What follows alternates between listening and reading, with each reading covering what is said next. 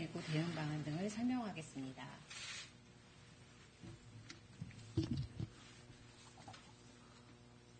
5월 27일 수요일 정례브리핑을 시작하겠습니다. 5월 27일 0시 기준 신규 확진 환자는 40명입니다. 이태원 클럽 등 지역사회 감염으로 37명, 나머지 3명은 해외 유입 사례입니다.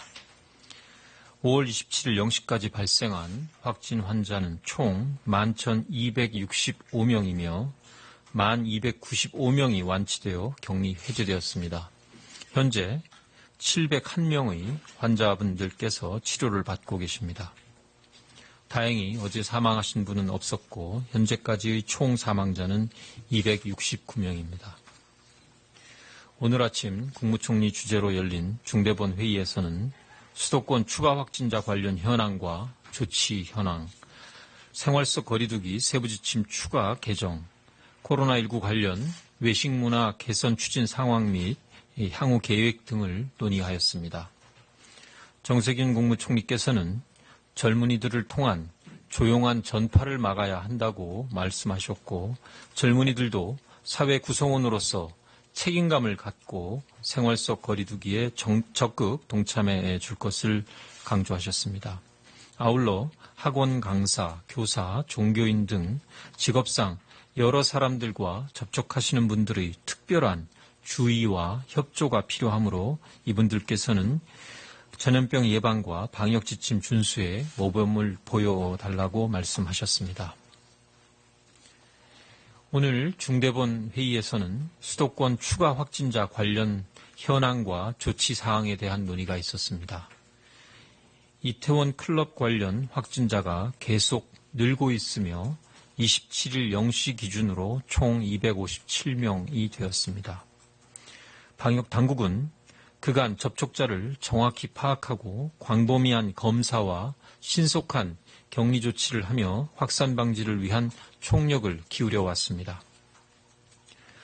부천의 물류센터와 관련하여 오늘 아침 9시까지 총 36명의 확진자가 발생하였습니다. 그 이후에도 계속 확진자가 늘어날 것으로 전망됩니다. 어제 부천 종합운동장에 긴급히 임시 선별진료소를 설치하였고 검사를 담당할 의료 인력 등도 총 62명을 지원하여 3,600여 명에 달하는 해당 물류센터 전 직원에 대한 신속한 검사를 추진하고 있습니다. 그 이외에도 지역사회에서의 감염이 계속 이어지는 과정에서 음식점, 주점, 종교 모임, 직장 등 다양한 곳에서 감염 사례가 나타나고 있습니다. 정부는 이러한 지역사회 감염에 대하여 매우 긴장하며 상황을 예의주시하고 있습니다. 조속한 접촉자 추적과 검사를 통해 추가 확산 방지에 최선을 다하고 있습니다.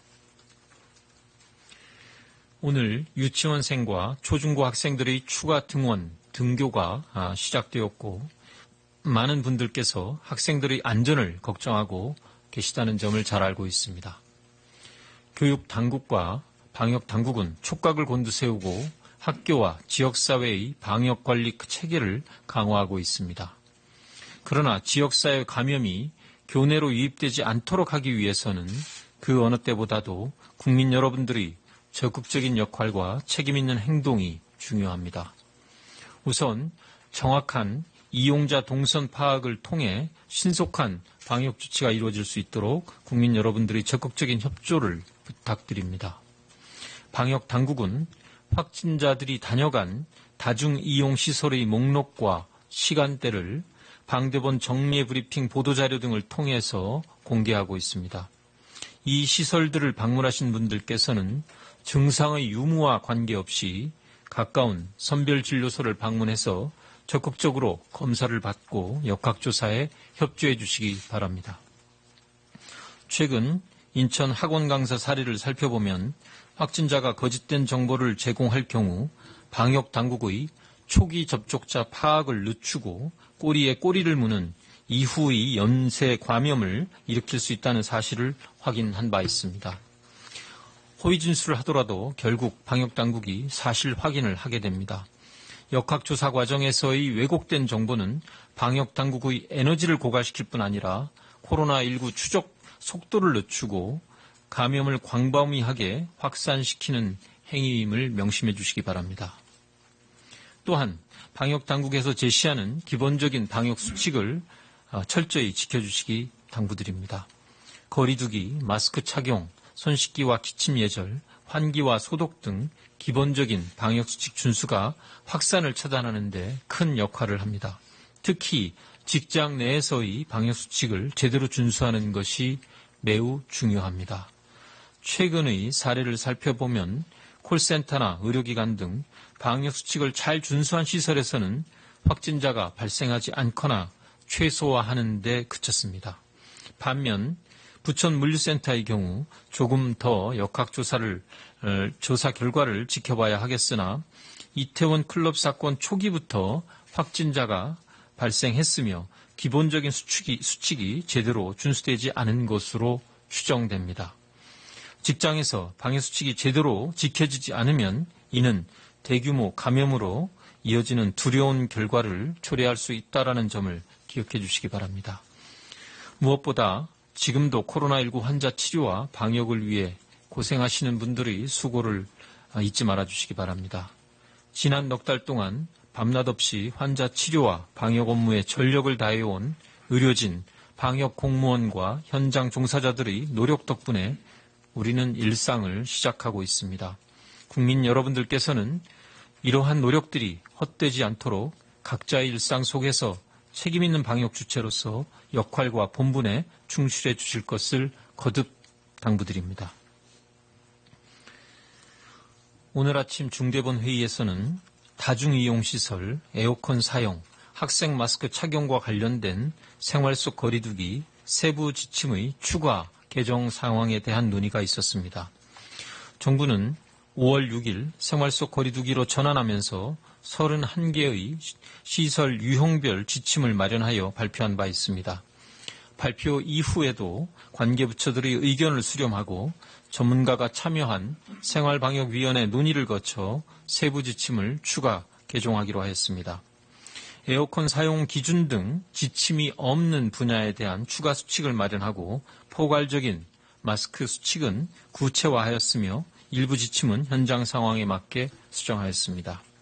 우선 국민 생활과 밀접하게 연관된 9개 생활 영역과 다중이용시설에 대한 지침을 추가적으로 마련하였습니다. 방문 서비스와 은행 지점 업무는 비대면 업무 방식을 적극 활용토록 권고하고 콜센터에서는 칸막이 설치, 비음성 상담 방식 등 콜센터의 특수성을 반영한 지침을 마련하였습니다. 한편 해수욕장에서는 개인 차양시설 간격을 2m 이상으로 하며 백사장과 물놀이 구역에서 지킬 준수사항도 마련하였습니다. 또한 다가오는 여름철에 대비하여 방역관리 강화를 위한 에어컨 사용 지침도 마련하였습니다. 에어컨을 사용할 경우 실내 공기가 재순환되고 바람으로 인해서 비말이 멀리 확산될 우려가 있으므로 환기와 바람 세기에 주의하여야 합니다. 환기가 가능한 시설은 창문을 닫고 에어컨을 사용하되 최소 2시간마다 한 번 이상은 환기를 하고 환기가 불가능한 밀폐시설의 경우에는 이용자 모두 마스크를 착용하고 유증상자에 대한 출입 관리를 강화하도록 하였습니다. 특히 에어컨 바람이 몸에 직접 닿지 않도록 하고 바람 세기를 낮춰서 사용할 것을 권장합니다. 학생들의 등교가 본격화되면서 학교 내에서의 올바른 마스크 착용을 위한 지침을 마련하였습니다.